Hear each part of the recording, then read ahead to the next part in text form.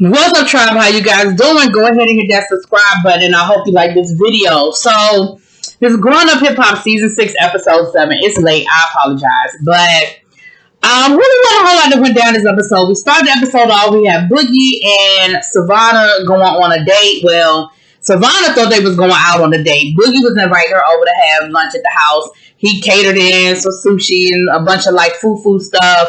And he was like, "You like this?" And she was like, "Hell no, I don't like that. You like it?" And he was like, "Nah, not really. I was trying to impress you." So they end up ordering some damn hot wings. It looked like they ordered the Popeyes chicken sandwich because they never called Popeyes, but they were like, he was like, "Yeah, I've been wanting to try that new chicken sandwich." And when he ate it, he was like, "It's all right. I don't know if it's worth standing in line and all that other stuff." So I feel like they were talking about the Popeyes chicken sandwich. Anyway, but they realize that they are not compatible because Savannah is on some sugar daddy, take care of me, take me shopping, I want to go down to Rodeo and spend some stacks. And Boogie is on some, I want to get to know you, and maybe for your birthday, I might get you a Louis bag. Maybe. If we get there. But I ain't here to try to buy nobody. Like, that ain't even how I'm playing it. And he was like, and that ain't even what my bank account is set up like. So if that's what you're looking for, you probably in the wrong place, ma'am. So they realize that just ain't gonna work. That ain't the situation. Now, Lil Twist is having a launch party. He's coming up with his own line of slippers, which, you know what? That is a perfect product for Lil Twist because that's all his ass wear is slippers. And he wears some cute slippers. So that's actually a product that is definitely perfectly placed for the person who is pushing the product. So he's handing it over to his house. He's inviting everybody over. And the elephant in the room is, one, is TT coming? And two, if TT does come, are we going to address the rumor about TT and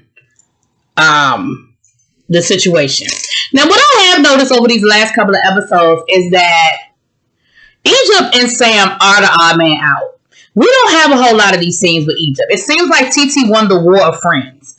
You know, whenever you're friends with a group of people and there's some sort of rift within the friendship, somebody wins the friends. It happens in marriages, it happens in long-term relationships, and it certainly happens among friend groups.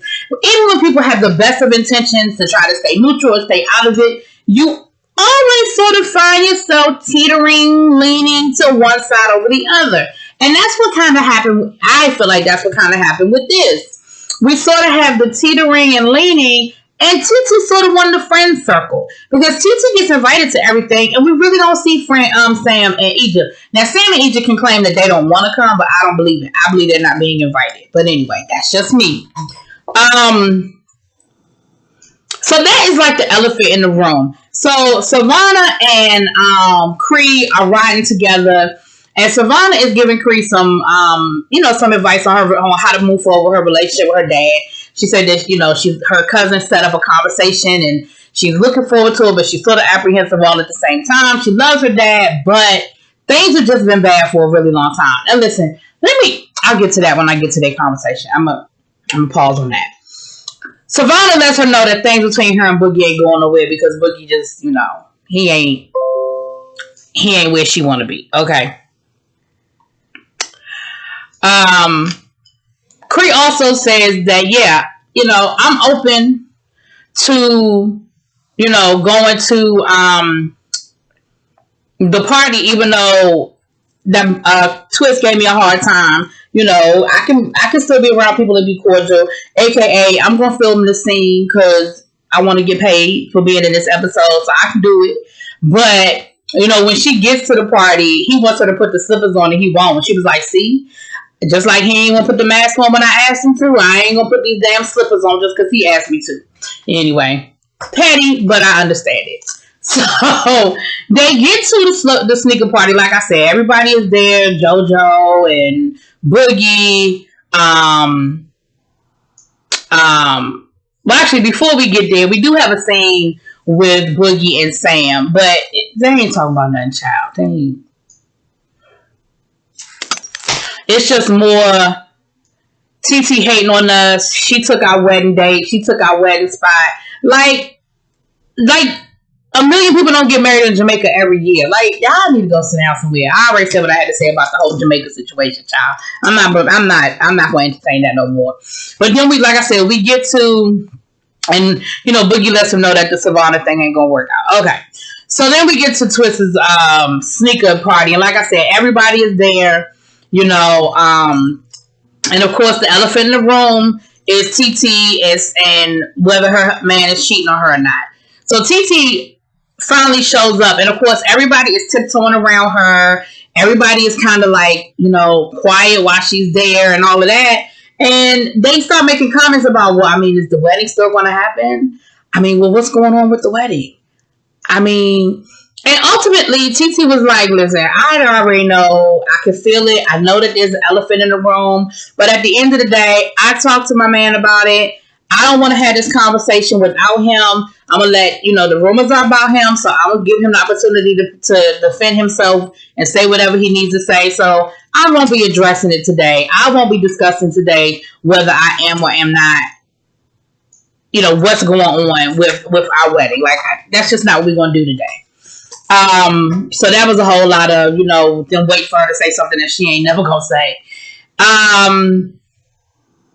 Then we have, like I said, Brianna's there, and her and TT had a good conversation, and Brianna basically let her know, girl, do you, screw these people, like, how, y'all know how Brianna is, like, it ain't their business, do whatever they want to do, type of thing. Then we had this really weird exchange with Lil Eazy-E and Savannah, where I guess they was in their feelings about the fact that she don't want to mess with Boogie or whatever. I don't know. But then they started asking her about, you brought up a whole lot of weed down to my weed shop. What you doing with that? Like, I saw your account, and you brought up a whole lot of product. And Savannah was like, but did I pay for it? Like, I'm not understanding the problem. Like, and I don't either. Like, you're not her friend like that. You don't know her like that. You're not her friend like that.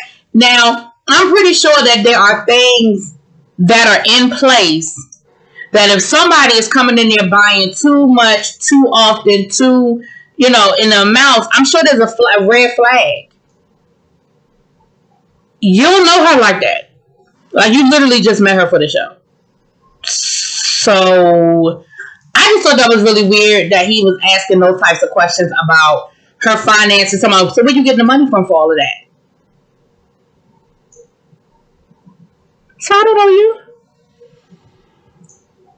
I don't know you. It's not your business. Like, I was really thrown off. I was like, why does he feel like you can ask her about her personal business? I was so thrown off by that. Like that. Anyway, that really threw me off. So then, and it was like a sip situation. A paint situation. So like a paint and sip. But what he wanted to do was ask. The painting part of it was design. Come up with a creative design for a sneaker. And if the winner, I'm gonna put that design on a pair of my sneakers. And I thought that was cute. Again, I thought it was a cute concept for Twist to sell. Not sneakers, slippers. I thought it was a cute concept for him to sell slippers. And I thought that was a cute idea. Creed makes this monstrosity with a heart and a bunch of black paint, talking about that's representative of where my heart is now, and I'm just not, I'm just not, open to love and looking for love, and I know it's all about my daddy, and I just feel like I get it, Creed. You new on the show. I get it that that's your storyline with your daddy and your daddy issues, but I just feel like every conversation don't have to be about Luke. We know, we get it. You Luke's daughter, and you got a bad relationship with Luke. We get it. Every conversation don't have to be Luke. That's just me. Anyway, so she ends up having another conversation with Savannah about, guess what? Luke, her stepdaddy, and how he was there for her when Luke wasn't, and how he's really the closest thing she has to her daddy. And no matter what her relationship with Luke, that's going to always be who she sees as her father. So my thing is this. Then why are you pressing the issue so hard? If you got a daddy and that's your daddy, and don't get me, I know what y'all gonna say. Well, that's her biological father and she wants a relationship with him. I get that. But, okay, we're gonna get there. We're gonna get there, child. We're gonna get there.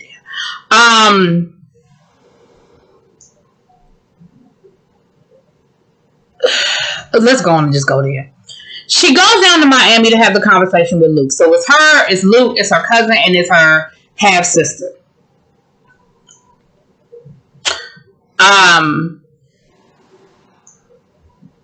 But before we go there, TT talks to her man, and again, they're talking about postponing the wedding because of COVID and, all of the restrictions that they would have to put in place for COVID and how they might just want to, just wait and, wait and see what goes on. And Sean, and the rumors and everything. And Sean was like, listen, you know how I feel about you. You know what it is between us. Like, I ain't really tripping over what they got to say. But if you want me to, I'll clear it up. And as far as the wedding is concerned, so we don't want to postpone our wedding because of what they going to say or what they might say. He was like, I don't give a damn. I don't care about what they have to say, what we think they're going to say, what they might say. Like, I don't care. At the end of the day, if that's what's best for us and for our wedding, then that's what we're going to do. We had to do that in my family. My sister's getting married, and the original wedding date was June. But as we were planning the wedding, it was so many ifs. Well, if this happens, maybe we can do that. Maybe we can't do that. Are we going to have to do an outdoor wedding? Are we going to have to do an indoor wedding? Will we be able to use the church? Like, your family, we had a conversation with my sister and was like, listen, it's okay if you want to push the wedding back because you deserve the wedding you want, not a wedding you're settling for. And so she pushed it back to August, and we're in a much better place as far as everything we want to do. Anyway, so I say all that to say I get it. I understand and I get it. So, Cree in her conversation with her daddy, like I said, they down in Miami, they at the restaurant. What I get from this conversation is this. Luke knows he wants the best daddy in the world. Luke feels like because he was always there financially for his kids,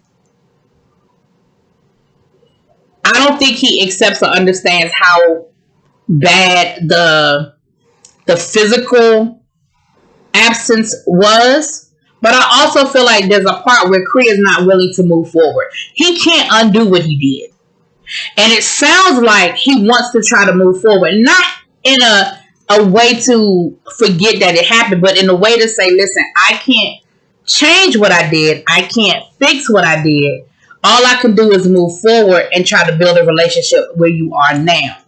And in the midst of him trying to explain this to her, Cree starts talking about how her stepdaddy is the only father she recognizes because he's the only one that's been there for her. You know what I would have said in that moment if I was Luke? Then why we here? If that's the only father you recognize and that's the only daddy you have, then why are we having this conversation? Why are we here? I get it that he was a day-to-day daddy to you. I get it. I respect that. But don't disrespect me and showing respect to him.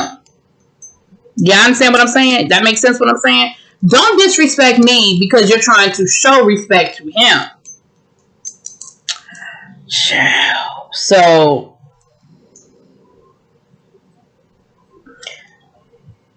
they went back and forth and back and forth and back and forth. I feel like at the end, they tried to come up to a happy medium. But Luke, I'm also going to need you to accept her experience and her pain.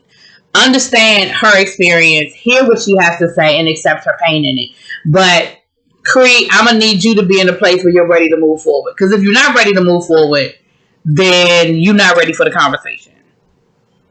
Because I don't know what you want from him. And here's the thing. I don't know if you wanted him to break down and talk about how sorry he was and how bad of a daddy he was. Like, if that's what you want from him, I don't feel like you ever going to get that. Seriously. Like, Luke was not giving me that type of aspect at all of, I'm here to cry and beg her forgiveness. Like, I wasn't getting none of that. None of that. And he even said something about, that alluded to, I'm doing this as a favor for you, doing this in front of the cameras. This is for you. This is because I love you. Like, he said that in so many words. He didn't say it that specifically, but in so many words, that's kind of what he was saying. Like, I'm doing this because I love you. Because I don't have to do all this. I ain't got to sit in front of no damn cameras. I ain't got to have this conversation in front of the public. I'm doing this for you. Anyway, anyway, that was pretty much the episode. Y'all let me know what y'all think. Drop it in those comments, please.